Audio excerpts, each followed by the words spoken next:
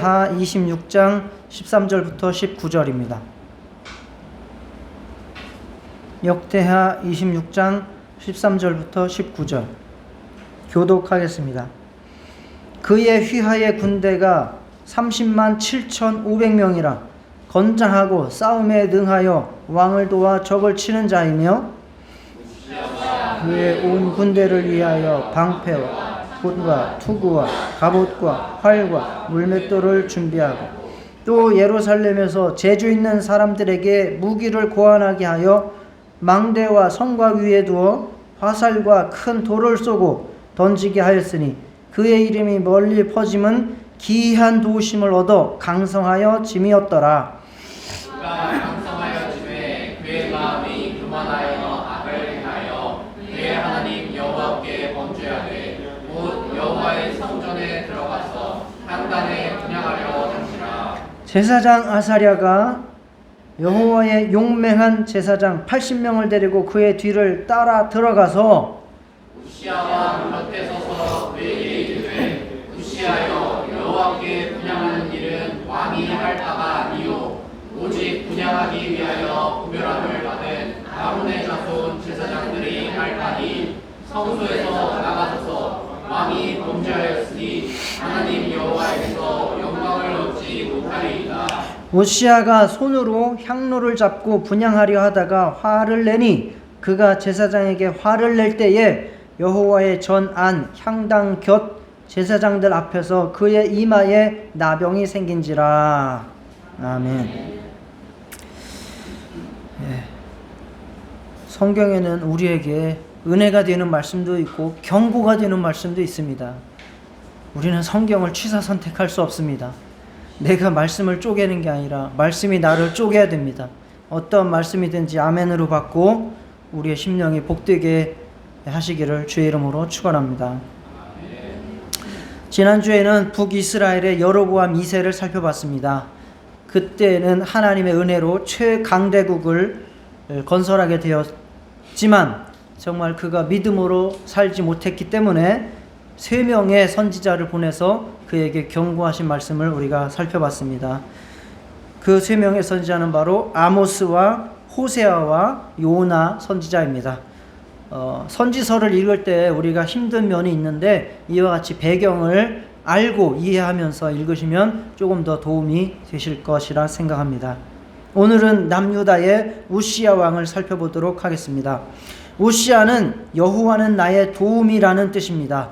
그리고 열왕기서에는 여호와는 나의 힘이라는 뜻의 아사랴 왕으로도 불립니다. 16살의 왕위에 올라서 52년을 엄청나게 오랜 기간을 통치한 왕입니다. 군사력을 증강시키고 영토를 확장하고 정말 무역을 통해서 경제 성장을 이룬 왕입니다. 물론 하나님의 도우심입니다. 그렇지만 저번 주에 살펴본 것처럼 이 시기가 여로보암 2세 시기이지 않습니까? 당연히 세계 정세의 영향도 있었던 것이 사실입니다. 이 우시야 왕의 할아버지는 요아스이고 아버지는 아마샤입니다. 기억을 잠깐 되돌려드리면 요아스는 그 아달랴라고 하는 이세벨 아합 왕의 딸로서 남유다에 와서 온 우상 숭배를 퍼뜨렸던 그 여자가 유다 왕족을 멸절시킬 때 살아남았던 왕이죠. 요아스. 그래서 여호야다 제사장과 함께 큰 신앙의 부흥을 일궜지만 여호야다 제사장이 죽은 이후로 타락해서 끝이 안 좋게 끝난 왕. 그 아들 우리가 저번 주에 살펴봤던 아마샤도 마찬가지로 처음에는 감정보다 자기 아버지를 죽인 그 신하 2명 있지 않습니까? 그들을 온 집안을 풍비박산을 내도 시원치 않은데 하나님의 말씀대로 딱 당사자만 죽였던 사람. 그러나 하나님보다 더 군사의 힘을 의지해서 돈을 주고 용병을 끌어왔다가 그래도 하나님의 선지자의 말에 순종해서 되돌리고 회개하고 전쟁에 나가서 승리했지만 정말 하나님의 그 축복을 오히려 우상 숭배로 바꿔버림으로 끝이 안 좋게 포로로 끌려가서 15년을 살다가 돌아와서 신하에게 죽은 안타까운 왕 아마샤가 이 우시야 왕의 아버지입니다. 이 지금 윗대로 할아버지나 아버지나 보면 초반에는 잘 나가다가 후반부에는 초심을 잃고 타락해서 좋지 않게 결말을 맺는 그러한 패턴이 똑같아요. 자, 과연 오늘 살펴볼 우시야 왕은 어떻을까요? 우리 인생 신앙생활도 장거리 경주입니다. 복되고 아름다운 인생 신앙생활을 끝까지 완주하기 위해서 오늘 우시야 왕의 통치를 잘 살펴보셔야 할 것입니다. 그리고 우리는 세 가지를 이제 깨닫고 교훈으로 삼아서 실천하기를 원합니다. 첫째는 우리가 마라톤처럼 긴 우리의 신앙생활, 인생 끝까지 완주하기 위해서는 좋은 것을 배워야 됩니다. 배우는 것도 선택입니다. 내가 나쁜 것을 배울 수도 있고 좋은 것을 배워서 좋은 영향을 받을 수도 있는 거예요. 그건 선택입니다. 두 번째, 하나님께서 줄로 재어주신 구역에 대해서 만족해야 됩니다. 즉 선을 넘지 말아야 된다. 하나님께서 우리에게 주신 축복에 대해서 감사하며 그 이상한 것에 대해서는 하나님께 맡길 줄 알아야 된다. 세 번째는 산당 제사를 제하는 철저한 신앙의 생활이 있어야 된다라고 하는 세 가지의 우시야 왕의 통치를 통한 교훈을 얻을 수 있도록 하겠습니다. 자, 우시야는 아버지 아마샤가 죽은 이후에 16살 때 통치를 시작했습니다. 그러니까 자식도 늦게 낳은 편이고 또 이 아버지가 일찍 죽은 편이고 그렇기 때문에 일찍 왕위에 오르게 된 것이죠. 그래서 왕이 되자마자 국방에 힘을 쏟아서 블레셋이나 아라비아 마온까지 쳐서 굴복시키면서 굉장히 이제 나라를 강성하게 만듭니다. 군대 조직을 정비하고 새로운 무기들을 배치하여서 그 무기만 봐도 이웃 주변 나라들이 감히 쳐들어올 생각을 갖지 못하도록 만들어 버렸어요.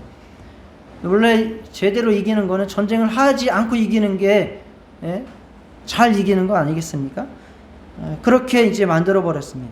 경제적으로도 부흥을 일으켰고 또 이제 물 자원을 확보하고 목축업과 과수원을 장려하고 다 성경에 나온 이야기를 제가 요약해서 말씀드리는 겁니다. 그리고 제가 저번 주에 그 여로보암 2세가 엘롯 항구를 지배해서 이렇게 무역을 활성화시켰다고 말씀했는데 그거는 제가 수련회 때문에 2주치 설교를 하다 보니까 헷갈려서 일찍 말씀드린 거예요. 엘롯 항구를 점령한 왕은 이 우시야 왕입니다. 유튜브를 통해서 보신 분들도 저번 주에 보셨다면 수정하시기 바랍니다.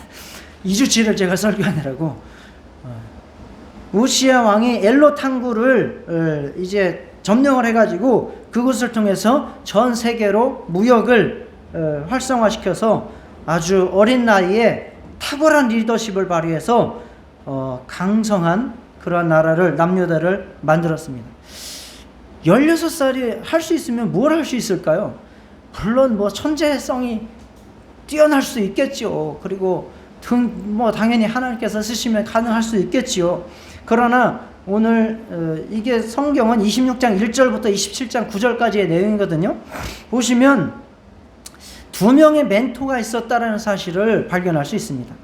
자, 첫째, 역대하 26장 4절을 한번 보실까요? 우리 함께 읽어볼까요? 시작. 우시야가 그의 아버지 아마샤의 모든 행위대로 여호와 보시기에 정직하게 행하며. 예. 자, 근데 이게 참 이해가 안 가는 말씀입니다. 지금 우시야 왕이 몇 살이라고요? 16이에요. 그러면 아버지 아마샤는 북이스라엘한테 전쟁을 걸어가지고 패한 다음에 북이스라엘로 포로로 끌려가가지고 몇 년 살았다 그랬어요? 15년 살았다 그랬어요. 그러면은 우시야가 지금 아버지에 대해서 보고 배울 게 있습니까? 없습니까? 없어요. 보고 배울 게 없어요. 그가 태어나기 전부터 우상숭배에 쩌들어가지고 포로로 끌려갔다가 돌아와서 자기가 생각을 할 때쯤 되면 신하들한테 피살당한 것만 알 수 있어요. 그런데 뭘 아버지 아마샤의 모든 행위대로 여호와 보시기에 정직하게 행했다라고 말을 할까? 라는 데에서 우리는 교훈을 찾아낼 수 있습니다. 이것은 바로 어머니의 영향이라는 거예요. 어머니가 여골리아라고 분명하게 나옵니다. 여골리아 어머니가 어떻게 했기 때문에 어머니가 바로 신앙적으로 올바른 교육을 시켰다는 거예요. 물론 후반기에는 이 아버지 아마샤가 정말 우상숭배를 하고 포로로 끌려가고 그렇게 비참하게 죽었지만 젊었을 때는 잘했잖아요. 초반에 잘했잖아요. 하나님 앞에 정직하게, 자기의 감정대로 하지 않고 율법대로, 또 선지자가 말하면 회개하고 돌이키기도 하고 정직하게 잘했단 말이에요. 그것을 어머니 여골리아가 이 우시야 왕에게 가르쳤다는 얘기입니다. 그래서 경건하고 탁월한 리더십을 본받을 수 있도록 잘 어렸을 때에 신앙적으로 아버지가 이렇게 한 것이 굉장히 훌륭한 것이었단다. 그래서 그 당시에 어떻게 신앙이 부흥을 하고 우리나라가 부흥을 했었단다 라고 교육을 시켰다는 것입니다. 우리도 정말 이것을 본받아야 돼요. 물론 권위자들이 타락을 할 수도 있고 잘못된 길로 나아갈 수도 있습니다. 그러나 그것에 꼽치면 안 돼요. 그것을 보고 하나님께서 세우신 그 권위에 대해서 반항하거나 저항하거나 불순종을 일삼는, 그리고 정당화하는 것으로 우리의 마음을 먹으면 그게 자기의 영혼에 도움이 되지 않는다는 얘기입니다. 그래서 자녀들 앞에서, 특히 어린아이들, 자기가 사고를 확실하게 할 수 있을 때는 그나마 낫고요. 아주 어린아이들, 자기 스스로 사고가 굳어지지 않은 아이들 앞에서 목사나 아버지나 나라 지도자나 영적 지도자들에 대해서 흉을 보거나 그들을 비판하는 것은 마치 그들의 영혼에 독을 먹이는 것과 마찬가지입니다. 굉장히 좋지 않은 영향을 미치게 됩니다. 그런 자들은 결코 순종을 안 하게 돼요. 결국 그게 순종을 안 한다는 것은 하나님을 믿지 않게 된다는 얘기입니다. 우리가 지도자에게 긍정적인 영향을 받고 배울 수 있는 겸손한 심령이 되시는 것이 중요합니다. 이것은 과학적으로도 증명이 돼요. 어떤 과목에 내가 탁월한 점수를 따내요. 성과를 읽어내요. 그러면 그 학생이 어떤 결과가 있는지 아십니까? 원인이 있는지 아시죠? 내가 과학에 너무 잘해. 중학교, 고등학교 때 과학에 굉장히 잘해. 점수가 잘 나와. 그러면 그 이면에 어떤 원인이 있죠? 내가 과학 선생님을 좋아해. 이건 과학적으로 증명이 되는 거예요. 어떠한 지도자를 내가 존경하고 좋아하고 따르게 되면 그가 행하는 말과 그가 가르치는 것에 대해서 잘 받아들일 수 있어요. 그래서 목사가 신이기 때문에, 목사가 뛰어나기 때문에 여러분보다 잘나서 목사를 순종하고 그 가르침을 따르라는 게 아니라, 하나님께서 권위자로 세웠으면 그것에 대해서 인정을 하고 따르려고 할 때에 여러분의 영혼이 잘 되고 복을 받는 것입니다. 그게 영적인 원리이기 때문에 그렇게 지도를 드리는 것입니다. 다른 것도 마찬가지겠죠. 그래서 여러분들이 혹시 누군가를 가르쳐야 될 일이 있다 할지라도, 있다면 안 좋은 면을 부각시켜서 자꾸 가르치면 그 영은 가르칠 수 없습니다. 그 영은 진짜 아까 말한 것처럼 그 영혼 구원받게 하고 성장시키는데 굉장히 안 좋은 영향을 미치게 됩니다.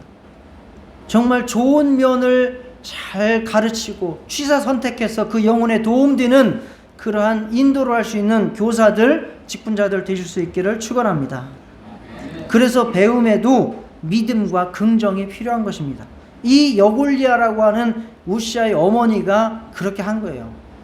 아버지한테는 솔직히 배울 게 아무것도 없었어요. 자기가 태어나면서부터. 그러나 어머니의 영향으로 이와 같이 아버지의 태어나기 전에 있었던 일을 통해서 좋은 귀감을 얻고 우리 아버지가 이렇게 훌륭한 면이 있었네. 나는 이대로 살아야지. 나도 그의 자손인데 라고 하고 그렇게 해서 좋은 영향을 받고 좋은 통치를 초반에 할 수 있었다라는 것입니다. 두 번째 멘토가 나옵니다.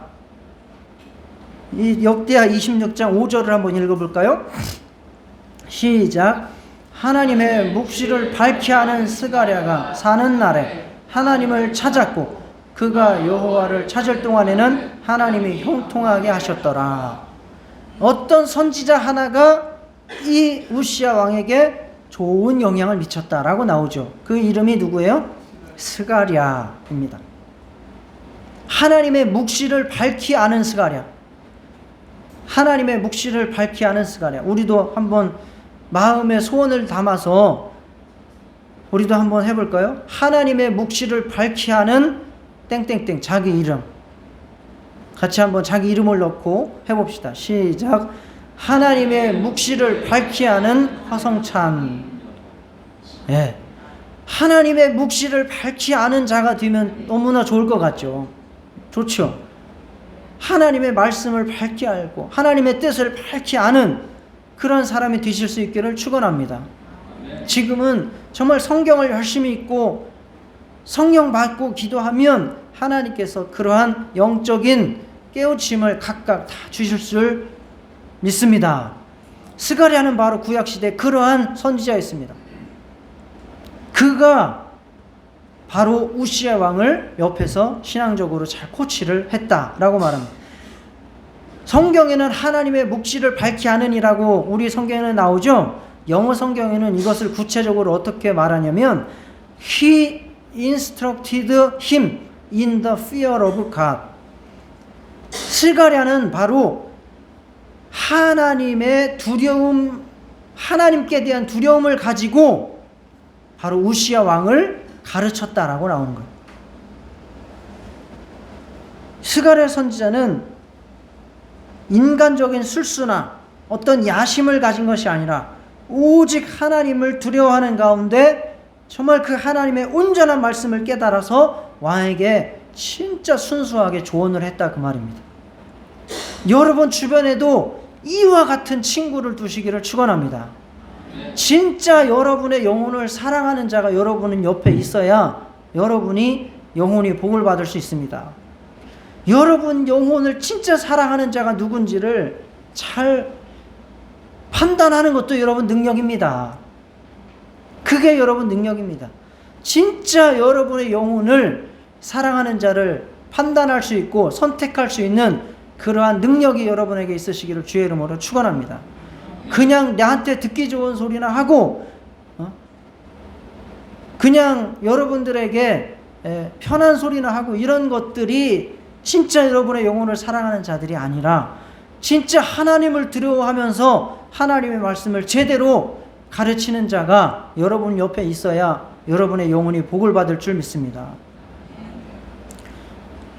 저도 그러한 자가 될 수 있도록 하기 위해서 더 기도하고 하나님의 묵시를 밝히 알기 위해서 노력하겠습니다. 스가랴는 우시야에게 늘 찾아갔고 그리고 그의 지도를 잘 받아서 바로 초반에 승리하는 인생, 신앙생활, 통치할 수 있었습니다. 그러나 여기에 성경에 보면요.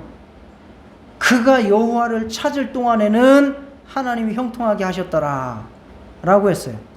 그러니까 스가랴 선지자가 옆에 있을 때는 잘 했다는 거예요. 형통했다. 근데 스가랴 선지자가 옆에 없어서 떠났을 때 바로 우시야는 타락하기 시작했다 그 말입니다. 이 말씀에는 스가랴가 죽은 후에 우시야도 타락하기 시작했습니다. 이만큼 여러분 옆에 누가 있는 것이 중요한 것입니다. 세상 친구가 좋죠. 세상 친구가 좋습니다. 그리고 가족들도 좋습니다. 그러나 그 관계가 정말 우리의 영혼에 긍정적인 영향력을 미치느냐라고 하는 것은 다른 이야기입니다. 내게 육체적으로 좋고 정신적으로 좋을 수 있으나 정말 그것이 나의 영혼에도 좋으냐라고 하는 것은 다른 이야기입니다. 이것을 분별할 수 있고 영적으로 깨어있는 또 영적인 교제를 할 수 있고 영적인 친구를, 영적인 지도자들을 잘 만날 수 있는 저와 여러분 되실 수 있기를 축원합니다.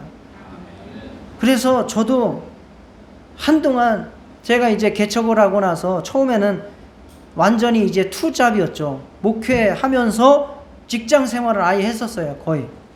그러다가 하나님의 은혜로 이제 직장을 안 다녀도 내가 그냥 어찌어찌 살아갈 수 있겠다고 해서 이제 뭐 풀타임 뭐 이런 식으로 목회를 하게 되었었죠. 그러다 보니까 운동을 해야겠다 해가지고 이제 검색을 해봤죠. 목회자 축구단 이러면서 검색을 해봤더니 하나 뜨더라고요. 그래서 전화를 해서 이제 목회자 축구단에 연결을 되어서 가게 됐어요. 열심히 다녔죠. 출석률 제가 1등일 거예요. 뭐 조금 지나니까 뭐 착하고 이러니까 뭐 이것저것 일도 시키더라. 제가 또 한성실 하지 않습니까? 제 이름이 허성실이었잖아요, 원래. 나이도 어린 편이다가 또 뭐 말도 잘 듣고 하니까 뭐 주무도 시키고 뭐 회계도 시키고 뭐 총무도 시키고 해가지고 순서대로 잘 받아왔어요. 그런데 이렇게 하다 보니까 이게 축구를 위한 목회인지 목회를 위한 축구인지가 헷갈리는 거예요. 거기에 있는 목사님들도 너무 축구에 정신이 팔려 있어. 그래가지고 이건 아니다. 그래가지고 제가 정말 작년부터 그런 것에 대해서 생각을 하고 올해는 시간을 진짜 축구를 끊어버렸어요. 지금은 진짜 최소한의 내 건강을 위해서만 짧게 하고 옵니다. 올해부터 딱 그렇게 그게 하나님의 인도하심이라고 저는 믿습니다. 이것처럼 축구도 재밌고 거기 축구하면서 가가지고 목사들 만나서 할 소리 못할 소리 하면서 그냥 수다 떨고 아재 개그 하고 하고 하면 재밌죠. 뭐 제가 배운 아재 개그는 다 거기서 배운 거예요. 재밌죠. 재밌어요. 그러나 진짜 그게 나의 영혼에 도움이 되거나 진짜 뭔 목회에 깊이 있는 도움이 되는 것들이 아니다라는 거예요. 오히려 정말 영적으로 또 목회에 있어서 진심으로 도움을 받을 수 있고 교제할 수 있는 자들, 그들과 함께하는 것이 나에게 더 유익하다라는 판단이 저에게 있었던 것입니다. 여러분들도 정말 여러분의 인생에, 여러분의 신앙생활에 정말 여러분의 영혼을 제대로 축복하고 도울 수 있고 긍정적인 영향을 미칠 수 있는 그러한 가족 그리고 친구, 그러한 지도자를 옆에 두실 수 있도록 진심으로 권면드립니다. 그래서 그의 권위를 인정하고 지도받아서 형통한 신앙생활 인생 되시기를 주 예수의 이름으로 축원합니다. 우시야 왕, 그로부터 우리가 또 배워야 할 교훈, 줄로 재어주신 구역에 대해서 만족할 줄 알아야 된다는 것입니다. 우시야의 성공은 그의 힘으로 된 것이 아니라 하나님의 축복이었습니다. 26장 7절에 하나님이 이와 같이 말씀하시죠. 하나님이 그를 도우사 블레셋 사람과 뭐 여기저기 이제 전쟁에서 승리하게 하셨다 말입니다. 누가 도와서요? 우시야가 뛰어나서? 용병 사와서? 하나님이 그를 도우사 그가 전쟁에서 승리했다라고 말합니다. 그리고 26장 15절에도 예루살렘에서 제주 있는 사람들에게 무기를 고안하게 하여 망대와 성곽 위에 두어 화살과 큰 돌을 쏘고 던지게 하였으니 그의 이름이 멀리 퍼짐은 기이한 도우심을 얻어 강성하여 심이었더라. 무엇의 도우심으로? 기이한 도우심. 여기서 기이한 도우심이라는 것은 인간이 생각할 수 없는, 인간이 할 수 없는 도우심이 있었다 그 말입니다. 인간이 할 수 없는 도우심이면 누구의 도우심입니까? 하나님의 도우심으로 바로 강성해졌다라고 말하는 것입니다. 이 아마샤가 나라를 완전히 처참하게 해놓고 죽었지 않습니까? 우시야 왕의 아버지가 북이스라엘한테 전쟁 일으켰다가 금은 보화 다 털리고 성전 다 약탈당하고 성벽 다 무너지고 완전히 예루살렘의 폐허가 된 상태였었거든요. 그런데 이 우시아가 빠르게 이렇게 안정을 찾고 이렇게 강성한 나라가 될 수 있었던 것, 바로 하나님의 기이한 도우심이 있었기 때문입니다. 그런데 우시아가 오히려 이것 때문에 교만해졌다는 것입니다. 하나님의 도우심인 줄 모르고 자기가 잘나서 그렇게 된 것인 줄 알고 교만해졌다는 것입니다. 그래서 결국 악을 행했다라고 말합니다. 그 악이라고 하는 것은 바로 이게 원문으로 보면 파멸당할 악이라는 뜻입니다. 파멸당할 악. 굉장히 중대한 악입니다. 여러분이 오늘 본문에서 읽었지 않습니까? 그 악이 뭡니까? 제사장만이 들어가서 분향을 드려야 되는데 그것을 자기가 해버린 거예요. 성전에 들어가서, 성소에 들어가서 분향을 하는 것은 제사장의 임무였는데 그것을 왕이 자기가 해버렸어요. 얼마나 이것이 큰 문제였는지 대제사장뿐만 아니라 80명의 제사장들이 말리면서 쫓아 들어갔다고 말합니다. 80명이, 제사장 80명이. 17절의 말씀은 제사장 아사리아가 여호와의 용명한 제사장 80명을 데리고 그의 뒤를 따라 들어가서 우시아 왕 곁에 서서 그에게 이르되 우시아여, 여호와께 분향하는 일은 왕이 할 바가 아니요 오직 분향하기 위하여 구별함을 받은 아론의 자손 제사장들이 할 바니 라고 간곡하게 80명이 들어가서 말렸음에도 불구하고 그게 귀에 들렸어요, 안 들렸어요? 이게 한번 미혹을 받고 교만해지면 이렇게 귀가 먹어버리는 거예요. 이게 안타까운 겁니다. 그래서 미혹을 조심해야 되네. 교만의 미혹에 빠져가지고 내가 얼마나 뛰어난데, 내가 얼마나 영적으로 뛰어난데, 내가 얼마나 나라를 사랑하는데, 내가 얼마나 하나님을 사랑하는데, 하나님이 나를 얼마나 도우셨는데, 뭐 이거 내가 한다고 해서 무슨 일 나겠어? 이렇게 멋진 일 왜 너네들만 할 수 있어? 왕이면 다 못하겠어? 라고 하는 생각으로 함부로 했다가 그 순간 하나님의 진노의 손이 우시아를 쳐서 즉시 무슨 병에 걸렸습니까? 예. 문둥병이 그의 온몸에 덮어버렸다라고 말씀하고 있습니다. 그 이후로 이 우시아 왕은 문둥병에서 고침을 받지 못했습니다. 왕인 것은 어찌할 수 없으니까 격리를 시켜버렸어요. 왕이라도 어쩔 수 없어. 하나님의 율법보다 아래에 있어. 그래서 격리를 시켰어요. 별궁에 격리시켜서 죽는 날까지 거기 기거하다가 쓸쓸히, 전염병 어떻게 하는지 우리 다 아시잖아요. 전염병 우리 코로나 초반기에 얼마나 극심하게 격리시켰습니까? 코로나 걸리면 옷 입고 들어간 거 다 불태워버리지 않았습니까? 하물며 그 옛날에 문둥병 거기다가 하나님의 율법까지 있잖아요. 철저하게 아무도 그와 함께 할 수도 없고, 그 당시에 무슨 전화가 있었겠습니까? 뭐가 있었겠습니까? 인터넷이 있었겠습니까? 완전히 의롭게 고립되어 밥 넣어주면 밥 먹고 밥그릇 내놓고, 그것도 소독 다 해가지고 이거 만진 거네 해가지고 갖다 버리고 또 다른 그릇, 뭐 이렇게 했을 거 아닙니까?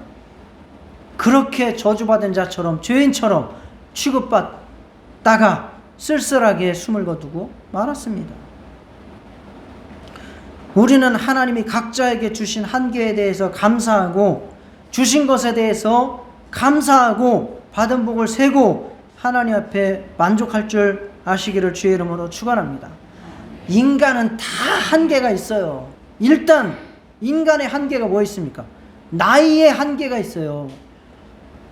기네스북에 오른 게 최장수하는 사람 나이가 어느 정도 되죠?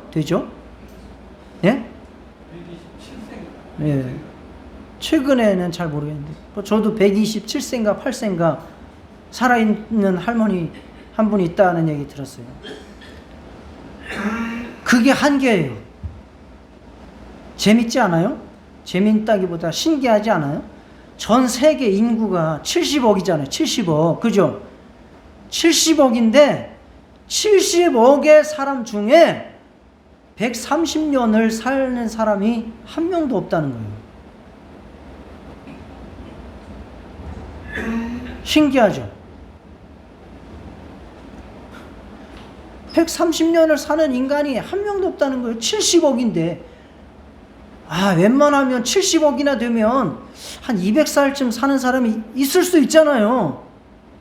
그렇지 않아요? 있을 수도 있을 것 같은데 130년을 넘게 사는 사람이 한 명도 없다는 거예요. 70억의 인구 중에. 그리고 70억만이 아니라 여태까지 인류 역사 가운데 얼마나 많은 사람들이 살았는데 조사 나왔습니까? 80억이에요. 엄청 또 번성했네. 하나님의 뜻은 이루어지네요. 번성하고 충만하라. 80억 중에 130년 이상을 사람이 한 명도 없다는 거예요. 그게 바로 인간의 한계라는 거죠. 수명의 한계가 있어요. 건강의 한계도 있어요. 아무리 건강해도 그 건강을 끝까지 유지하는 사람이 없는 거예요. 그러니까 죽겠죠. 여러 가지의 한계가 우리에게는 있습니다. 힘의 한계도 있는 거예요. 아무리 힘이 세도 기인들 있잖아요. 기인들 귀에다가 막 밧줄 걸고 막 트럭을 끄는 기인들, 옛날에 그런 거 방송에 많이 나왔지 않습니까? 그런 사람들이 있어도 울산바위 하나, 울산바위가 아니지, 설악산에 흔들바위 하나 밀어가지고 떨어뜨린 사람 없습니다. 아마 힘 있는 사람이 그거 능력 있었으면 가져 굴려서 떨어뜨렸을 거예요. 그렇게 사람의 지혜가 출중하고 뛰어나도 태풍이 발생하는 것 막을 수 없고 태풍이 어디로 올지 예측할 수 없습니다. 그거는 이미 결정된 대로 오는 것을 중계할 뿐이에요. 태풍이 휘몰아치는데 그거 저항할 지혜와 힘을 가진 사람 없습니다. 능력의 한계, 지혜의 한계, 재물의 한계 다 있는 것입니다. 프로야구니 프로 축구니 세계적인 이런 것들, 돈이 진짜 기하급수적으로 돈이 많으면 저 같으면 그 선수들 잘하는 베스트 11 딱 사가지고 돈 얼마를 주든지 가지고 전 세계 다 휘저버리고 싶어요.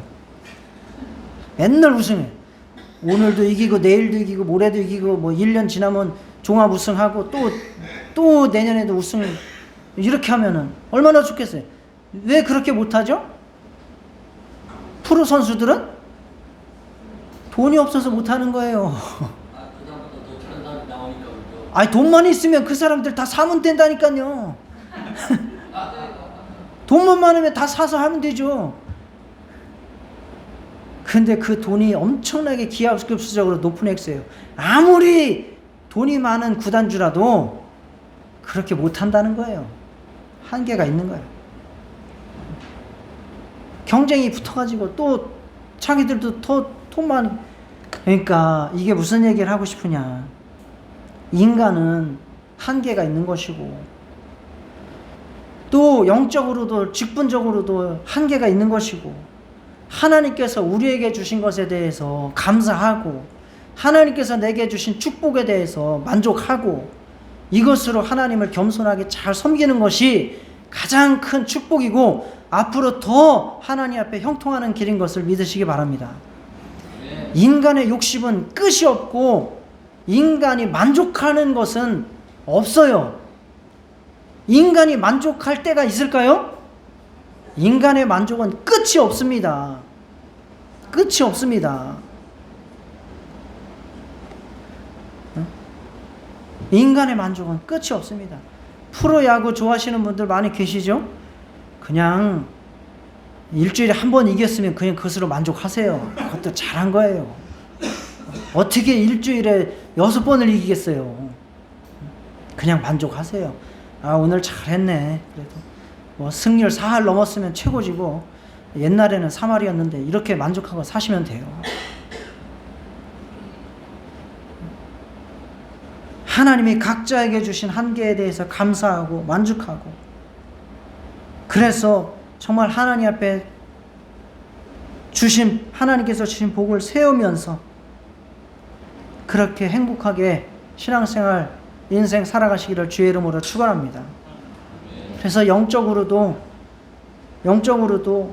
내가 할 바가 있고, 내가 할 바를 초월하는 어떤 것이 있으면 그것은 하나님께 맡기시어요.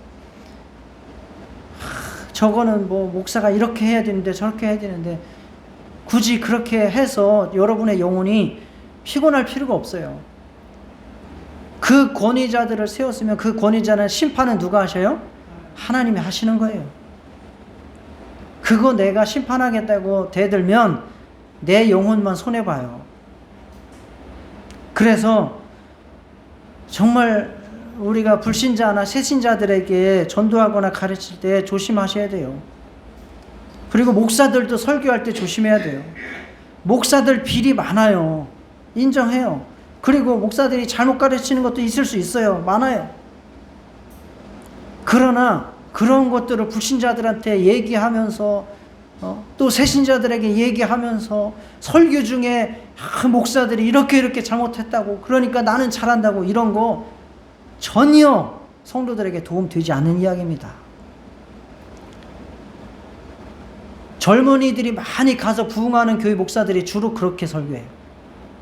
이 목사가 이렇게 잘못하고 저 목사가 저렇게 잘못하고 이렇게 우리는 개혁하고 있다고, 이런 식의 설교.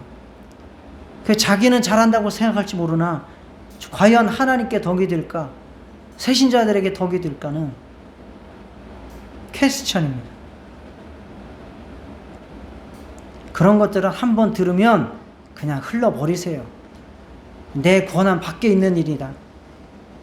그리고 내 영혼에 유익되는 것을 잘 담아서 그것에 대해서 만족하고 그것으로 하나님 잘 섬겨가시기를 주의 이름으로 축원합니다.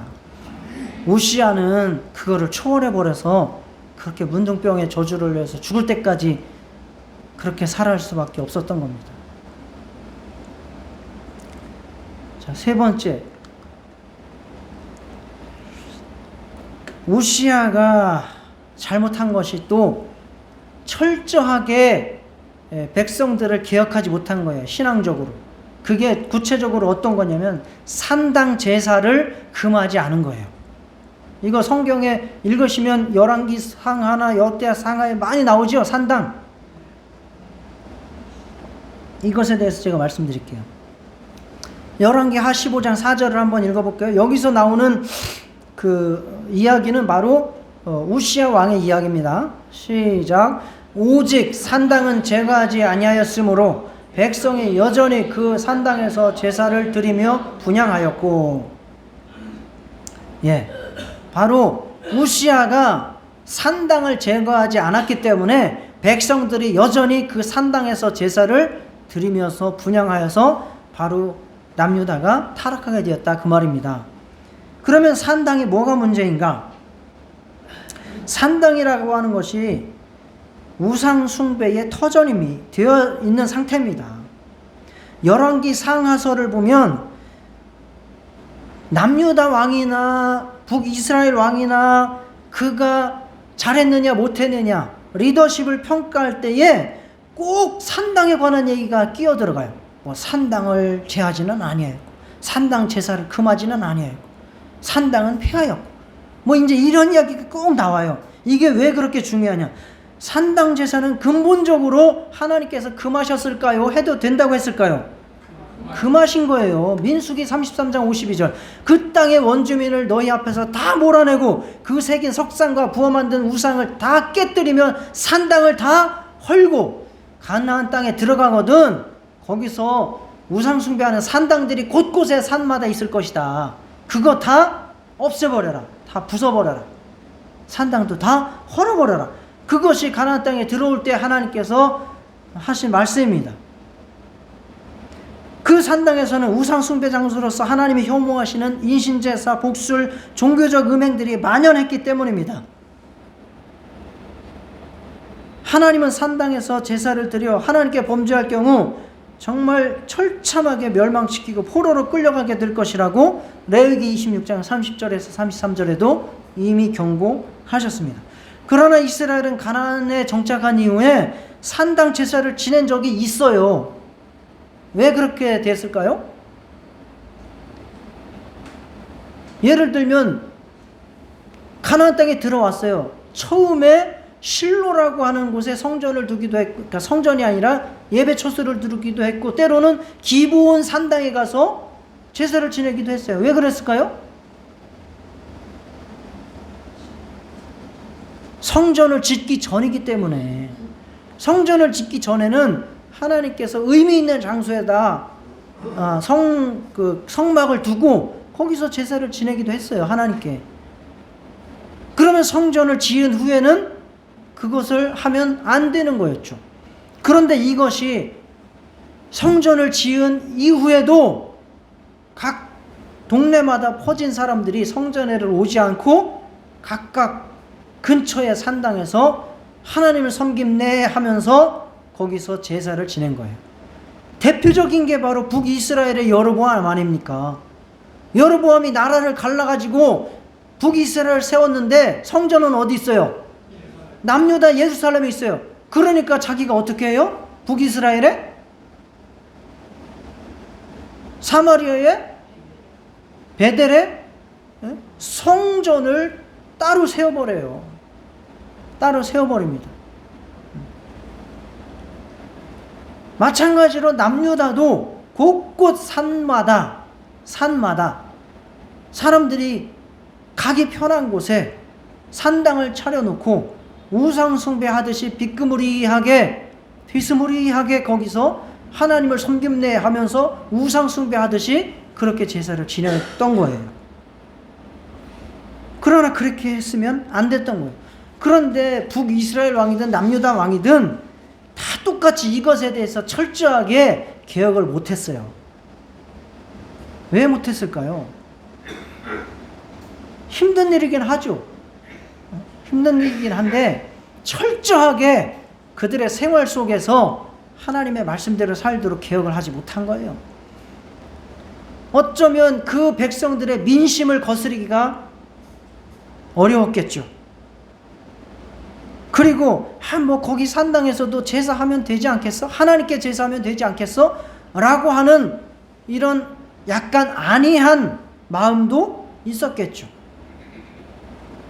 그래서 산당을 온전히 철폐한 왕이 거의 없습니다. 그리고 결국은 그들의 신앙이 그곳에서 하나님을 섬기는 온전한 제사를 드린 게 아니라 그 산당에서 우상 숭배하는 그러한 제사가 드려지게 되는 것이었죠. 그래서 이것이 바로 이스라엘을 타락시키는 원흉이 된 거예요. 산당이.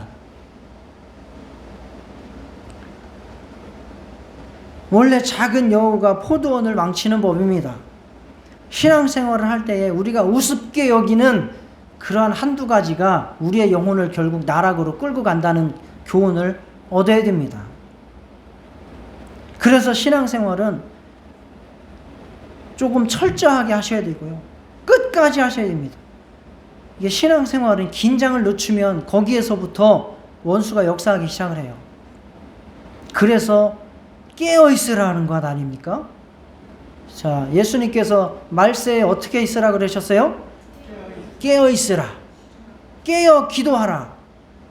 우리가 깨어있지 않으면 어느 순간 비집고 틈을 들어와서 우리의 영혼을 타락시키기 때문에 그렇습니다.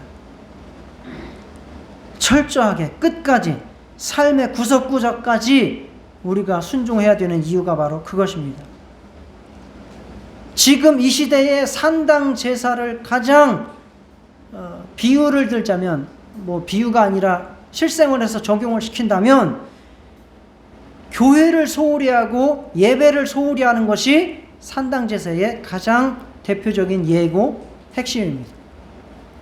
교회 안 나가도 내가 신앙생활 잘할 수 있어 라고 하는 게 바로 산당 제사의 출발입니다. 그래서 히브리서에 보면 너희가 모이기를 패하는 자들의 어떤 습관과 같이 하지 말고 말세가 가까이 오면 올수록 더 어떻게 하라? 모이기를 힘쓰라. 이게 바로 산당 제사를 철폐하는 우리 안에서의 첫 번째 다짐이 되어야 됩니다. 성도의 모임 가운데 하나님이 함께 하십니다. 그리고 성도의 서로 그 관계가 우리의 영혼을 지켜주는 줄 믿으시기 바랍니다. 성도와의 관계 속에서 영혼이 지켜지는 거예요. 성도는 서로 힘든 면이 있지요. 육체적으로 정신적으로 힘든 면도 없지 않아 있어요. 그러나 영적으로 그러한 관계 속에서 내 영혼이 지켜지는 줄 믿으시기 바랍니다. 세상 사람들과 관계 속에서는 육체적으로 정신적으로 좋은 관계가 있을지 모르나 영적으로는 지켜지지 않습니다. 우리의 영역에서 정말 깨어있어서 내 영혼을 파괴시키려 하는 그러한 악을 남겨두지 않는 깨어있는 신앙인 성도 다 되시기를 주의 이름으로 축원합니다. 자, 오늘 말씀 마무리하겠습니다. 좋은 스승, 좋은 믿음의 친구 여러분 옆에 두시고 정말 그들을 잘 관계하면서 그들의 도움을 받아서 복된 인생 이루시기를 주의 이름으로 축원드리고, 또 여러분들에게 주신 축복들이 여러분의 타락의 재료가 되는 것이 아니라 하나님을 잘 섬기는 그러한 도구가 될 수 있기를 주의 이름으로 축복합니다.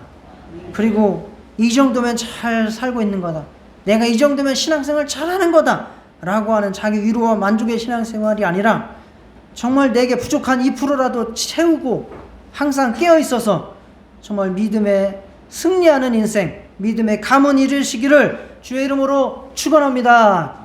다 같이 기도하시겠습니다. 하나님 아버지, 주의 이름으로